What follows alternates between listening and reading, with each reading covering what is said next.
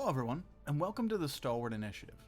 Today we're going to finish our coverage on Psionic Options Revisited. Our Unearthed Arcana another look at psionic options in D&D 5e. So let's get to it. We are going to be checking out a few spells and feats that are given with these psionic options. So in our last video, we took a look at the subclass offerings, and now we're going to look at these other offerings in the document. The document itself will be, the Unearthed Arcana will be linked in the description, as well as a link to the video that we did covering the subclass options. So let's start out with the new spells. So the new spells we get are 3 new spells, and a cantrip, a 2nd level spell, and a 4th level spell. And let's take a look at those. I'll let you know. It says which classes get each spell. I'll let you know then as we go through the spells. So the first spell they offer is a 4th level abjuration spell known as Intellect Fortress. It is a casting time of 1 action, a range of 30 feet, a verbal component, a duration as a concentration spell, and it's up to an hour. And it says for the duration, you or one willing creature you can see within range has resistance to psychic damage, as well as advantage on intelligence, wisdom, and charisma saving throws. And at higher levels, if you cast this at higher levels, then you can target 1 additional creature for each slot level above the 4th level. And the creatures must be within 30 feet of each other when you target them. So this is a nice spell. And Intellect Fortress can be taken by Bard, Sorcerer, and Wizard. This is the only one of the new spells offered to the Bard. It's a decent spell. It's 4th level. It's a great spell, a great defensive spell, especially a defensive utility for you to give someone else. Because you have to concentrate on it, then you're better off giving it to someone else if they have more use for it. Because of the fact that if you get hit, if you take damage, then you have to make the concentration check as well. So you can kind of back away out of danger and have someone else gain the benefits of this, or multiple people if you upcast. I think that's where the strength of this Intellect Fortress is. If you upcast it, for every level you upcast it, you get to pick an additional creature. You could imbue half your party with this. Taking half damage on psychic damage, having resistance to psychic damage is pretty situational. There's not a ton of creatures that deal psychic damage, but when they do, they tend to deal a lot. So that's it could come in handy in a pinch, especially when you're facing spellcasting creatures and higher level creatures that make you do those crucial intelligence, wisdom, and charisma saving throws, especially wisdom.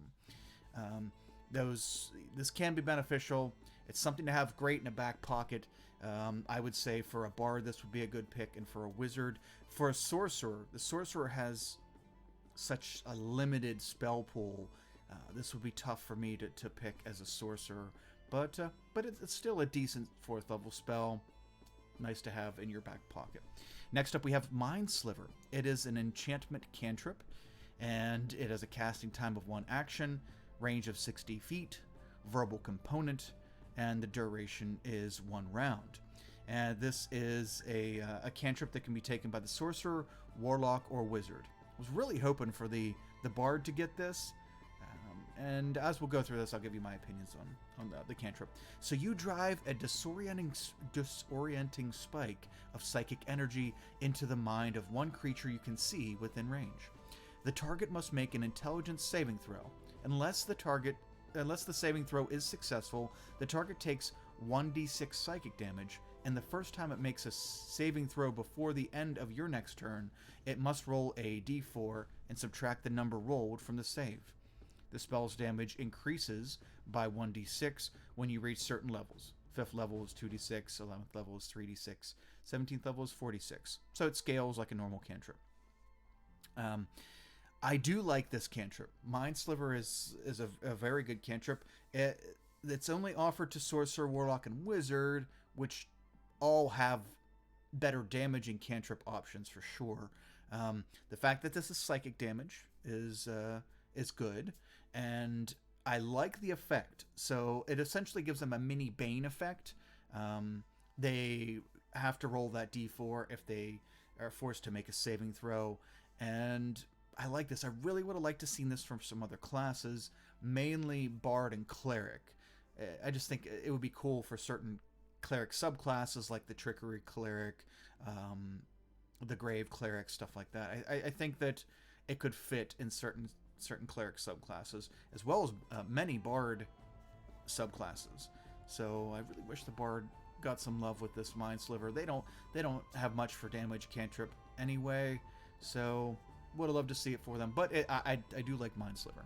It is good, and it could prove very valuable, and it also helps out the rest of your party. So very good, very good. The last spell we have is a 2nd level enchantment spell, Mind Thrust.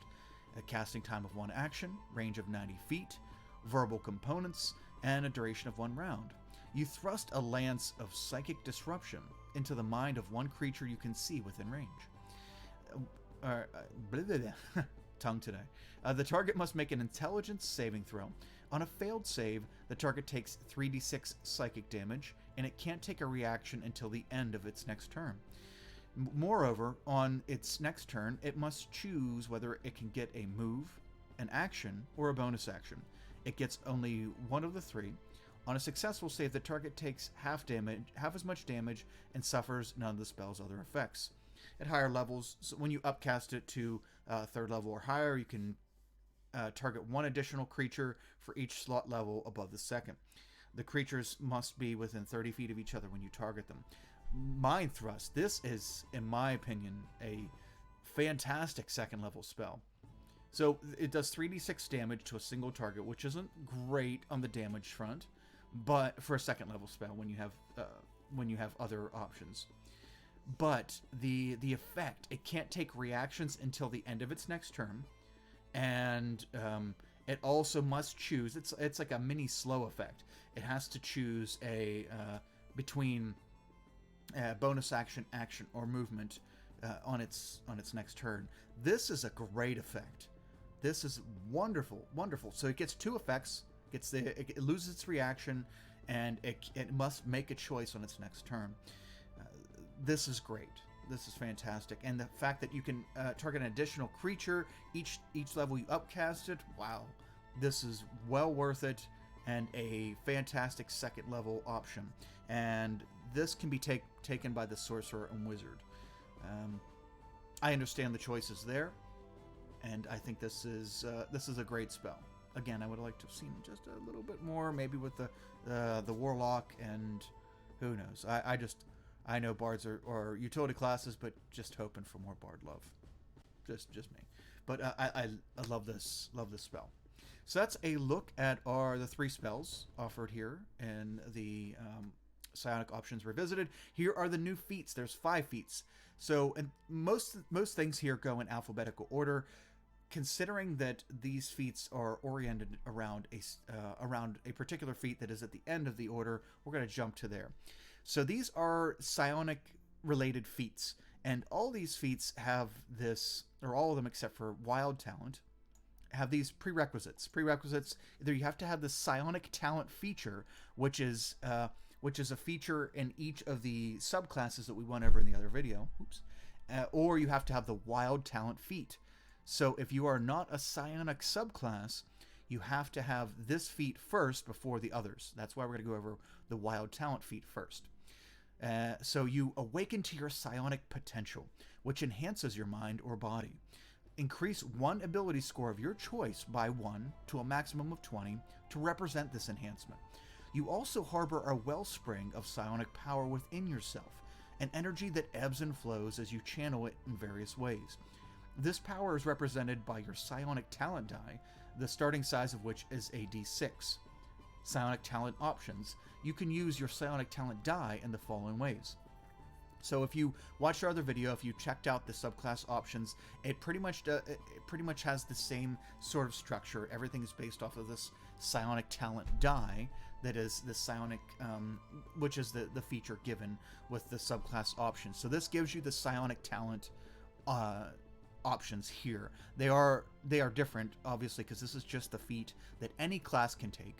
and it boosts the ability score of any one score, which is super important when you pick this particular score that you want to boost. You'll see this later. So our first psionic talent option is Psi Boosted Ability. When you make an ability check with the ability increased by this feat, you can roll your psionic talent die and add the number rolled to the check. You can choose to do so before or after rolling the d20, but before you know whether the check succeeded or failed.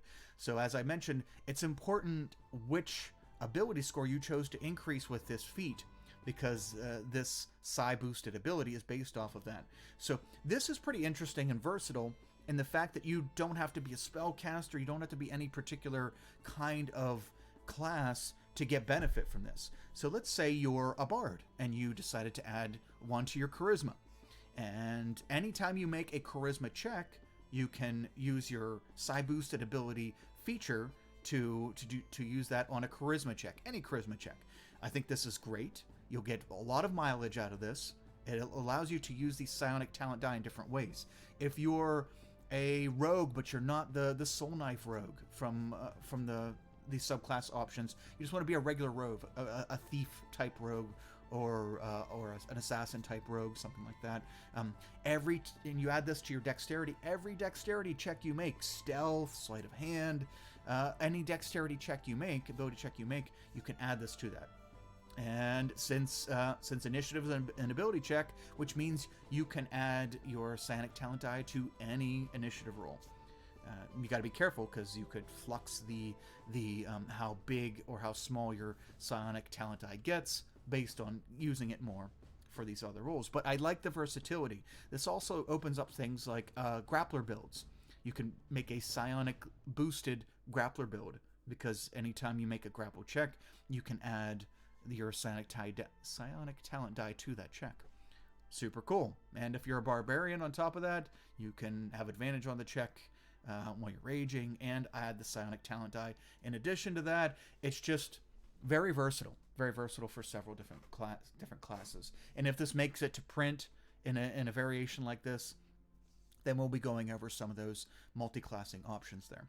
So the other feature you gain with this feat is Psi Guided Strike. Once on each of your turns, when you hit with an attack roll that uses the ability increased by this feat, you can roll your psionic talent die after you make the damage roll, and then replace one of the damage dice with the number rolled on the psionic talent die. This is a nice feature. It is not overwhelming. It allows you, and it has to be on your turn, and it has to be an attack roll, and you are only replacing, not adding the damage from the die. But I can see in several instances where this would be useful, especially at low levels. If you take this feat as a human, as a variant human at level 1, or as a level 4 feat option, this could be pretty useful, especially in the classes that don't roll a lot of dice for damage and roll low dice, especially since this will scale with you, and it has different scaling compared to the subclasses. We'll go over that shortly. So this also, like the subclasses, explains how you change the die size. When you roll the highest number on your psionic talent die, it decreases the size of the die, indicating that you expended a lot of your psionic energy to reach that high number. And vice versa, is if you roll the lowest number on whatever die, psionic talent die you're on, it will increase the die size because you conserved so much energy rolling so low on the die. That's all explained in here. If you want an in-depth look at that, check out the other video in the description. Whenever you finish a long rest, your die size resets. I'm not going to go in-depth here, but when you reach certain levels, this is where it differs from the subclasses. When you reach certain levels, the starting size of your psionic talent die increases. The scaling is the same. At 5th level, it goes to a D8. 11th level goes to a D10. And 17th level, it goes to a D12. The scaling is the same on the size of the die, but if you look at the wording, when you reach certain levels, because this isn't class dependent, it goes off of your total level, your character level. Whereas the psionic talent dies in the subclasses above, let's just scroll up here. Okay, so let's say for the rogue, for the soul knife, when it explains the psionic talent for that, right here, whenever you finish a long rest, your psionic talent die resets. When you reach certain levels in this class, it scales. So whereas when you pick the subclass options, it has to be levels in that class. When you pick the feat, it goes off of your total level, which is very nice. And it allows you to dip in this feat and not be restricted to a certain class to level the psionic talent die. Very cool. If you have a psionic talent die from another source, meaning one of those subclasses or another source, such as a class feature, you don't get more than one die. Use only the one with the largest starting size. And you also get the psi replenishment, which means you, as a bonus action once a day, you can calm your mind for a moment and restore your psionic talent die to its starting size. You then can't use it until you finish a long rest. So, very cool. The wild talent feat isn't greatly powerful, but it is useful, it scales well, it's versatile, and it also opens up for the other 4 feats that we're going to go over next. So now we'll jump back into alphabetical order and go for Metabolic Control. This feat is the one that's more physically centric of these feats. Now the prerequisites are you either have to have the psionic talent feature, which is from one of the subclasses that are also in the document, and or you can have the wild talent feat, which we just went over. So the benefits here is you have refined psionic control over your body's functions. You gain the following benefits. Increase your strength, dexterity, or constitution score by 1 to a maximum of 20. If your psionic talent die is available, you can take an action to channel your psionic power to nourish yourself for the next 24 hours, as if you consumed sufficient food and water for a day. When you take this action, your psionic talent die decreases by 1 die size. So, actually, I'll just go over all the features and then I'll pick them apart here. If your psionic talent die is available, you can meditate for 1 minute, at the end of which you gain the benefits of finishing a short rest, and your psionic talent die decreases by 1 die size. I'm sure. There we go. You can't meditate in this way again until you finish a long rest. This is good. This is a good feat for adventuring. So it gives you a stat increase of 1, which is nice, and also it allows you to feed and have food and drink without having to eat or drink. This can be very crucial in exploration games. Also, it allows you to get a short rest in a pinch. It's like a boosted catnap spell, where it allows you to take an hour-long short rest and cram it into a minute of meditation. Once per long rest, you can do this. That could be very good in a pinch, especially since if you're using a martial class, which is, I mean, the Dex, Con, and Strength, you're boosting one of those, so you're probably going to be a physically oriented character. That can be good because a lot of your features reset on a short rest. So I would kind of coincide this with take this feat only if I get benefits out of short resting. So that's the Metabolic Control. It's okay. It's okay. I like it, but when you have a lot of other options out there, it's okay. So the next one's Telekinetic, and this one has the same prerequisites. You have to have the psionic talent feature or the wild talent feat. So you learn to move things with your mind. You gain the following benefits, and this one is more oriented towards spellcasters. And it gives you a 1 point increase to your intelligence, wisdom, or charisma, a maximum of 20. You learn the Mage Hand cantrip. You can cast it without verbal or semantic components, and you can make the spectral hand invisible. If you already know the spell, its range increases by 30 feet when you cast it. Its spellcasting ability is the ability increased by this feat. As a bonus action, you can try to telekinetically shove one creature you can see within 30 feet of you. When you do so, roll your psionic talent die, and target must succeed on a strength saving throw, DC of 8 plus your proficiency bonus, plus the ability modifier of the score increased by this feat, or be moved toward you or away from you a number of feet equal to 5 times the number on you rolled. A creature can willingly fail this save. So I like this one better than the Metabolic Control because it's very, very versatile. So it gives you the Mage Hand cantrip, and I like it that it gives you an option if you already have it from your class, from one of your class options or from another means. It increases the range by 30 feet, which is nice.